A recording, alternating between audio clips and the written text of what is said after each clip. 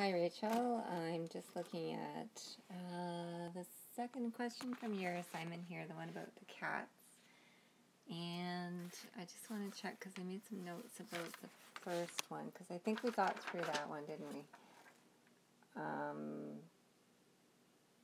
I'll go back to that one.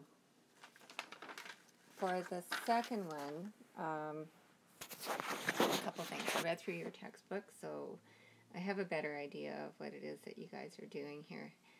I don't know if we wrote out the linear model. I think that what we had was wrong for the slope. So what I've learned is that this value here is your slope, and this value here is your y-intercept. So for part A, if you're writing out the linear model for this regression, then you're going to use 0, they write the intercept first, 0.357, plus 4.034x. Okay.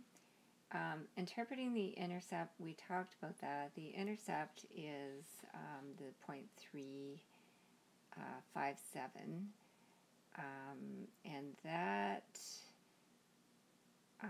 intercept, in terms of interpreting it, it would be the zero value. It would be the amount of heart weight that you would get if you had a body weight of 0 kilograms. And so it's kind of misleading, and that's why all of the regression equation stuff is really just an estimate, because you're drawing the line of best fit, right? Like you're trying to draw a line that sort of is an average of all of these values.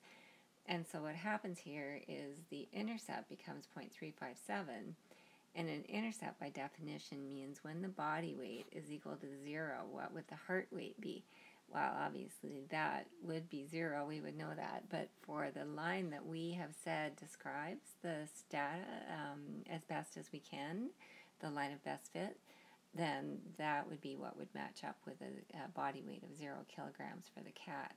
So it doesn't sound like it makes sense, but that's what the intercept would mean when you're interpreting it, okay? Interpreting the slope is this 4.034 value, and what it's telling us is that the heart weight, yeah. I thought I was saying that wrong because I thought, oh, I didn't say heart rate. No, it's heart weight. Goes up by 4 grams per kilogram of body weight for the cat. Okay, so the heart weight, not rate,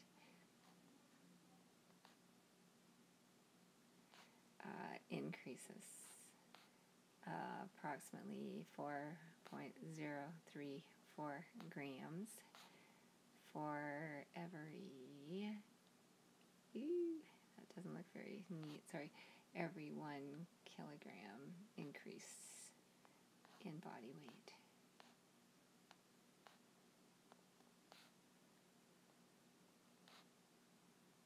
Okay. All right, so our r-squared value is given here, and the r-squared value, when it asks you to interpret the r-squared value, we talked about that a little bit, and we looked up a formal definition the other night. Now, the r-squared value is the strength of the linear fit. It shows how closely the data cluster around the line that we've drawn for our line of best fit. And so a 64.66% would be pretty good in terms of an r-squared factor, that most of the data are clustered around the line that we drew for our line of best fit, okay? And I showed you how to find the correlation coefficient. You just take the square root of your r-squared value. The only time that won't be true is if your line has a negative slope, your r would be negative. And so you would have to think that one through, and when you take your square root, you would also have to add a negative into your r value. But this time it's a positive correlation, and so we're fine just to take the square root of r squared there. So that's your second question, and I think we still have a couple more to look at for that one. I think there was 7.44 and 7.38. So I'll make you separate videos for these as we go along.